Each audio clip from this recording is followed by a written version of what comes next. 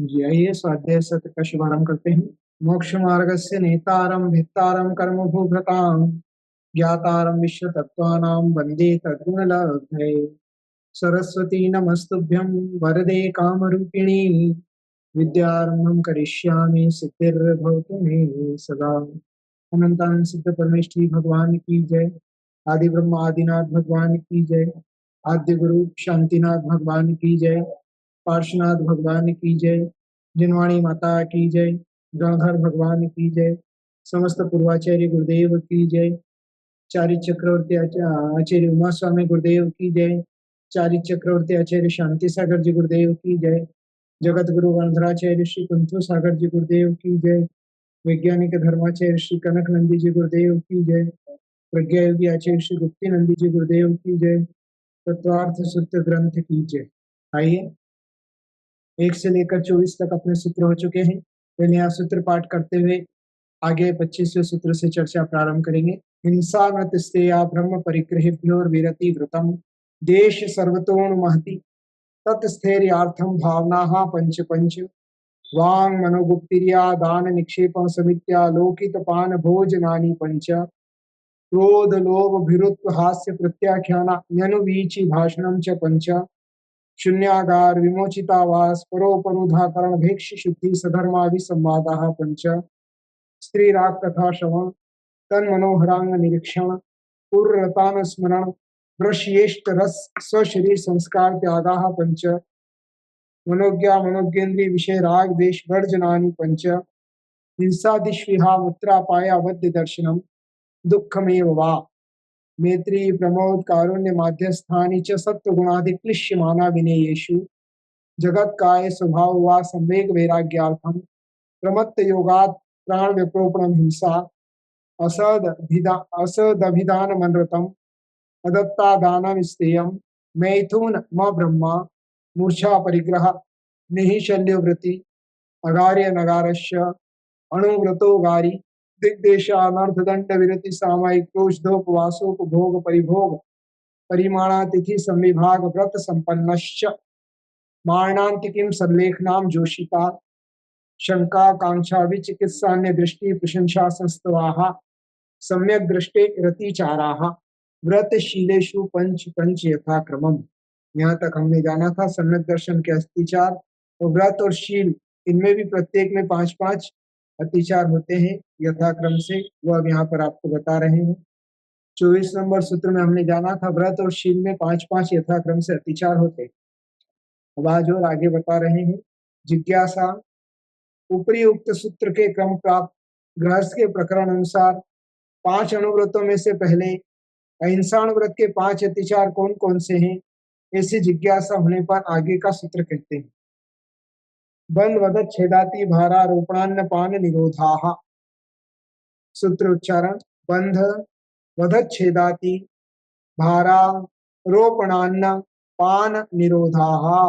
बंध वध छेदाति भारारोपणान्न पान निरोधाः।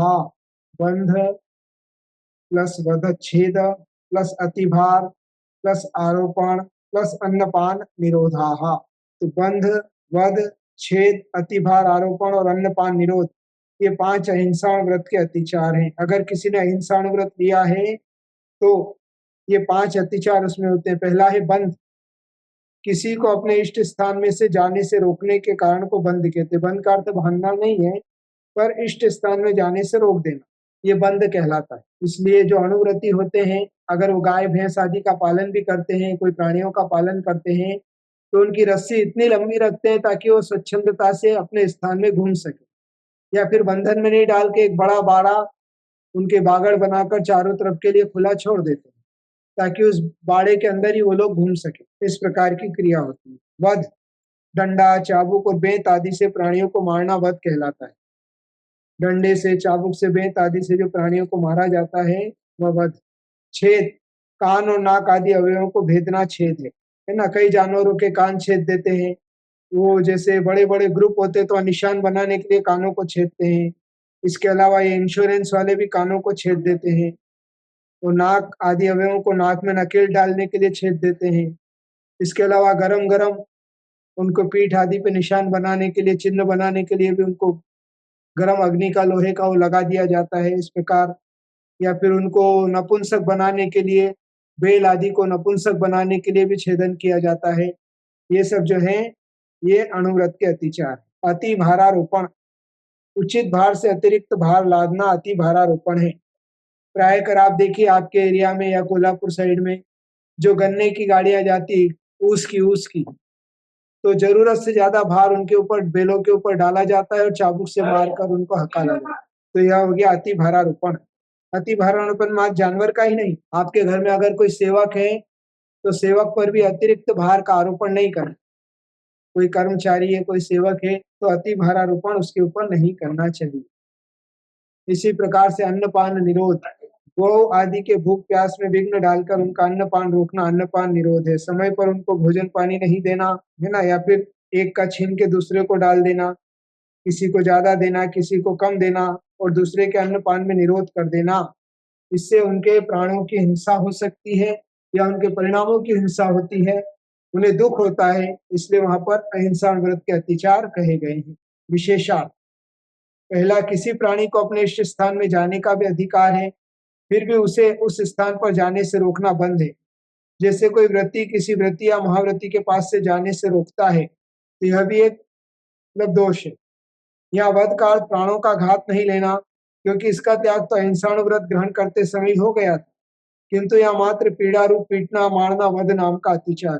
तीसरा, पशुओं को वश में करने हेतु या पहचान बनाने हेतु जो कान नाक आदि छेदना है, यह छेद नहीं बल्कि पीड़ा रूप कान नाक आदि छेदने का कार्य छेद नाम का अतिचार है। पशुओं पर अथवा किसी भी प्राणी पर उसकी क्षमता से अधिक बोझ लादना अति भारारोपण है। जैसे रिक्शा तांगा आदि में क्षमता से अधिक भार लादना, नौकर चाकरों को कम वेतन देना अथवा विश्राम के लिए समय नहीं देना। और पांचवा, पशु आदिकों को नियत समय पर अन्नपान न देना, यह अन्नपान निरोध है। ये 5 अहिंसा अणुव्रत के अतिचार हैं। जिसने अहिंसा अणुव्रत धारण किया है, फिर उन्हें इन 5 प्रकार की क्रियाओं से बचना चाहिए। ये सूत्र का यहाँ तात्पर्य है। फिर क्रम प्राप्त दूसरे सत्यानुव्रत के 5 अतिचार कौन से हैं, ऐसी जिज्ञासा होने पर आगे का सूत्र कहते हैं। सूत्र क्रमांक 26, मिथ्योपदेश, रहोभ्याख्यान, कूटलेख क्रिया, न्यासापहार, साकार मंत्र भेदाः। मिथ्योपदेश, रहोभ्याख्यान, कूटलेख क्रिया, न्यासापहार, साकार मंत्र भेदाः। है ना, पहले संधि विग्रह कर लेते हैं। मिथ्या प्लस उद्देश्य प्लस रहोभ्याख्यान प्लस कूटलेख क्रिया प्लस न्यास प्लस अपहार प्लस साकार मंत्र भेदाः। ये 5 सत्य अणुव्रत के अतिचार है। मिथ्योपदेश, रहोभ्याख्यान, कूटलेख क्रिया, न्यासापहार, साकार मंत्र भेद। है ना, इसको समझ लेते हैं। 5वां, मिथ्योपदेश, अभ्युदय, स्वर्ग और मोक्ष की कारणभूत क्रियाओं में किसी दूसरे को विपरीत मार्ग से लगा देना या मिथ्या वचनों द्वारा दूसरों को ठगना मिथ्योपदेश है। मतलब मिथ्या मार्ग का उपदेश दे देना, समीचीन मार्ग से हटा देना दूसरों को, या झूठ बोलकर मिथ्या वचनों के द्वारा दूसरों को ठगने का कार्य करना, तो सत्य अणुव्रत में अतिचार। रहोभ्याख्यान, स्त्री पुरुष के द्वारा एकांत में किए गए आचरण विशेष का प्रकट कर देना रहोभ्याख्यान है। कूटलेख क्रिया, दूसरे ने न तो कुछ कहा न कुछ किया, तो भी अन्य किसी की प्रेरणा से उसने ऐसा कहा है, ऐसा किया, इस प्रकार छल से लिखना कूटलेख क्रिया है। मतलब ये जाली दस्तावेज तैयार करना। सत्यानुव्रती जाली दस्तावेज तैयार नहीं कर सकता, झूठे दस्तावेज तैयार नहीं कर सकता है। न्यासापहार, धरोहर में चांदी आदि को रखने वाला कोई उसकी संख्या भूलकर यदि उसे कमती लगे तो ठीक है, इस प्रकार स्वीकार करना न्यासापहार आहार है। मतलब दूसरे की धरोहर का हरण कर लेना। जो कोई रख कर गया था, जैसे उदाहरण के लिए जैसे गिरवे का काम होता है, कोई अपने बच्चे की शादी आदि के लिए गरीब लोग थोड़ी बहुत धरोहर रखकर चले जाते हैं और उसके बदले में राशि लेकर और विवाह आदि संपन्न करते हैं अपने बच्चों का या पढ़ाई आदि के लिए, और फिर बाद में वापस लेने आते हैं और भूल कर कम ले जाते हैं, और वह जो साहूकार है वह जो है कम को भी स्वीकार करके और कम दे देता, उनको बताता नहीं भाई आपका इतना है। ये हो गया न्यासापहार, धरोहर का हरण कर लेना। जैसे आपको कोई सामान संभला कर गया है तो पुराना पूरा उसको वैसा ही लौटाना, वरना वह झूठ है तो सत्य अनुव्रत का अतिचार, और ऐसा बार बार करने से सत्य व्रत भंग हो जाता है। साकार मंत्र भेद, अर्थवश, प्रकरणवश, शरीर के विकारवश या भ्रूक्षेप आदि के कारण दूसरे अभिप्राय को जानकर दाह से उसका प्रकट कर देना साकार मंत्र भेद है। अर्थात धन के लाभ वश में आकर या प्रकरण को प्राप्त करके या शरीर के इशारे आदि से या भ्रूक्षेप अर्थात आंखों के इशारे से दूसरे के अभिप्राय को जान लेना और दूसरे से उसका प्रकट कर देना, उसे साकार मंत्र भेद कहते हैं। मतलब जैसे कोई महिला घर के दरवाजे पे खड़ी है, कोई पूछने आया आपका पति है, तो पता है अंदर है, फिर भी पहले बोलती नहीं, अरे वो अभागा है, आज उसको ये लॉटरी लगी और इतना पैसा मिलने वाला था। तो वो लालच में आकर बाहर जोर से तो बोलती है नहीं है, किंतु अंगूठे से इशारा कर देती है कि वो अंदर है। इसको बोलते हैं साकार मंत्र भेद। इससे आंखों के इशारे से, उंगली आदि के द्वारा, गर्दन आदि हिलाकर या अर्थवश प्रकरणवश दूसरे के अभिप्राय को अगर आपको पता है तो भी ढाह से उसका प्रकट कर देना, चीटिंग एक तरह से, तो ये सत्य अनुव्रत के अतिचार है। विशेषार्थ मिथ्योपदेश, दान, पूजा, शील, व्रत, उपवास आदि शुभ क्रियाएं जो अभ्युदय का कारण है, इन क्रियाओं को पाप का कारण कहकर उन्हें शुभ मार्ग से हटाना, तप आदि क्रियाएं जो मोक्ष का कारण है, उन्हें कष्ट आदि का कारण बताकर उन्हें तप आदि मार्ग से हटाना अथवा मिथ्योपदेश देकर दूसरों को ठगना मिथ्योपदेश है। पहला, यह प्रश्न किया है, सत्यानुवृत्ति इस प्रकार उपदेश का सहारा क्यों लेगा, इससे उसे क्या लाभ है? समाधान, संसारी जीव राग देश के वशीभूत होकर व्रती बनने के बाद भी दूसरों के साथ ऐसा व्यवहार कर सकता है जैसे किसी व्यक्ति के स्त्री, पुत्र, मित्र आदि दान पूजा आदि में प्रवर्तन कर रहे हैं, जिससे गृहस्थ व्यक्ति व्यापार, आहार, धन आदि का व्यय अधिक हो रहा है। तब उस धन आदि को बचाने का कारण दूसरे के विपरीत मार्ग में लगा देना अथवा व्यक्ति हमसे अच्छे व्रतों का परिपालन न कर पाए, ऐसा देश के वशीभूत होकर उसे विपरीत मार्ग बता देना, यह मिथ्योपदेश हो जाता है। जैसा कि देखा जा रहा है, स्वर्ग सुख को देने वाली दान और पूजा की क्रियाओं में धन, समय एवं श्रम लगता है, लेकिन धन, समय और श्रम को बचाने के लिए दान पूजा आदि की सामग्री का स्वरूप बदल देना, वर्तमान में कुछ पंडित, विद्वान, साधु, आचार्य भी ख्याति, पूजा, लाभ के वशीभूत होकर उसी का अनुकरण कर रहे हैं। ऐसा हो रहा है। तप मोक्ष का कारण है, किंतु राग के वशीभूत यदि यह पुत्र, मित्र आदि तप ग्रहण कर लेगा तो इस व्यापार, धन आदि संपदा का उपभोग कौन करेगा? ऐसे अभिप्राय से अथवा यह व्यक्ति हमसे पहले मोक्ष न चला जावे, ऐसी देश भावना से विपरीत मार्ग में लगा देना मिथ्योपदेश नाम का सत्यानुव्रत में अतिचार है। कोई सत्यानुव्रती अगर उसके परिवार का कोई सदस्य मोक्ष मार्ग पर चलने वाला है तो वह उसे रोक नहीं सकता, क्योंकि अरे अभी तो शादी कर लो, अभी क्या पड़ा है, अभी दीक्षा की क्या आवश्यकता है, और क्या सुख है संसार में, दीक्षा में कोई सुख नहीं है, इतनी तपस्या इतना कठिन है, देखो यहाँ सब सुख सुविधाएं, तुमसे नहीं होगा, तुम यही करो, इस प्रकार बोलकर उसके भावनाओं को बदल देना, यह मिथ्योपदेश है।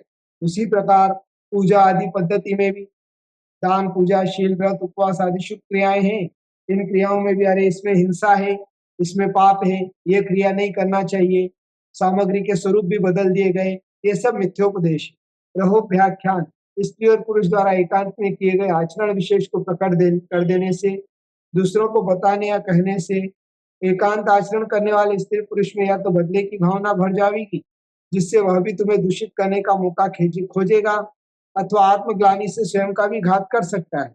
अतः विपदा कारक सत्य बोलना भी सत्यानुव्रत का दूसरा अतिचार अर्थात रहोभ्याख्यान है। कूटलेख क्रिया, परिग्रह की आसक्ति, ख्याति, पूजा, लाभ की भावना के वशीभूत होकर झूठे लेख आदि लिखना, जैसे कि वर्तमान में कुछ विद्वान धर्माचार्य धर्म का यथार्थ स्वरूप समझते हुए भी मिथ्या बातों की पुष्टि लेख, पत्रिका, पुस्तकों में छपवा रहे हैं। यह सत्यानुव्रत का तीसरा अतिचार कूटलेख क्रिया है। मतलब झूठा लेख लिखवाना, न्यासापहार, अपनी ईमानदारी दिखाने के लिए धरोहर रखने वाले की भूल को स्वीकार करके अधिक धरोहर को कमती मांगने पर ठीक है कहकर वापस देना, क्योंकि इस अतिचार में धरोहर रखने वाले की भूल है, किंतु उसकी भूल को याद न दिलाकर उसकी भूल से बचे द्रव्य को झूठ बोलकर बचा लिया, अतः सत्यानुव्रत नाम का चौथा अतिचार है। आपको पता है कि सामने वाले ने आपके यहाँ पर आधा किलो, 1 किलो चांदी गिरवी रखी थी और उसके बदले वो पैसा लेकर गया, और सामने वाला आया, जब उस समय उसने बोल दिया, उसको ध्यान नहीं था, अरे मेरी वो उससे मतलब 1 किलो से कम उसने बोला, तो उससे कम चांदी उसको दे देना और अपना धन वापस ले लेना, पर उसको बताना नहीं कि आपकी 1 किलो चांदी थी। इस प्रकार से छिपा लेना, ये न्यासापहार है। साकार वश, मंत्र भेद, लोभ के वश, प्रसंग वश, शरीर के संकेत के कारणभूत किसी के गुप्त संकेत, कोड वर्ड को समझकर प्रतिशोध की भावना से उस गुप्त संकेत को प्रकट कर देना, साकार मंत्र भेद। इस साकार मंत्र भेद में पर साक्षी का प्रत्यक्ष प्रमाण का अभाव होता है। इससे कभी व्यक्ति झूठा भी सिद्ध हो सकता है। अतः संक्लेश का कारण होने से पांचवा साकार मंत्र भेद भी सत्यानुव्रत का अतिचार है। इस प्रकार ये 5 सत्यानुव्रत के अतिचार है। अहिंसानुव्रत और सत्यव्रत 2 प्रकार के अतिचार हमने जाने। अच्छा, आज इतना ही रखते हैं, फिर पुनः रूबरू होंगे अगले सत्र में। बिन वाणी के ज्ञान से सुझे लोकालोक, सुवाणी मस्तक चलो सदा दे तुम लोग। 9 बार नमस्कार का जाप कीजिए। सबके लिए बहुत सारा मंगल आशीर्वाद।